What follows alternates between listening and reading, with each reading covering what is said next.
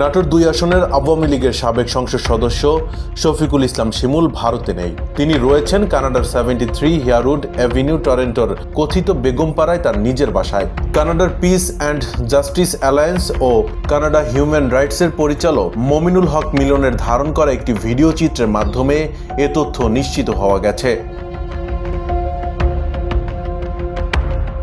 গত 23 অক্টোবর দেশের গণমাধ্যমে ভারত থেকে এমপি শিমুল পরিচয়ে নাটোরের জেলারকে পরিবারসহ হত্যার হুমকির অভিযোগে নাটোর থানায় জিডি করার বিষয়ে সংবাদ প্রকাশ করা হয়।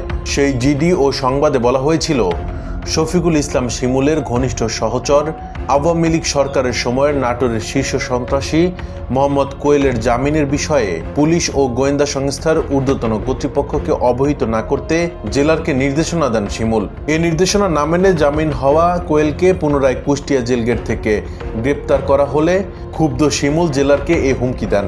এ ঘটনায় নিজের ও পরিবারের সদস্যদের নিরাপত্তা চেয়ে নাটোর জেলা কারাগারের জেলার শেখ মোহাম্মদ রাসেল সেদিন বিকেলেই নাটোর থানায় জিডি করেন। খোঁজ নিয়ে জানা যায় 2024 সালের 5ই আগস্ট আওয়ামী লীগ সরকারের পতনের পর আত্মগোপনে চলে যান যুবলীগ নেতা রাশিদুল ইসলাম কোয়েল। 11 অক্টোবর বিকেলে কোয়েলকে কুষ্টিয়ার দৌলতপুর সীমান্ত থেকে বর্ডার গার্ড বাংলাদেশের সদস্যরা গ্রেপ্তার করেন। পরে বৈষম্য বিরোধী ছাত্র আন্দোলনে নাশকতা ও হত্যার অভিযোগে নাটোরে কোয়েলের নামে থাকা 10টি মামলায় গ্রেপ্তার দেখানো হয়।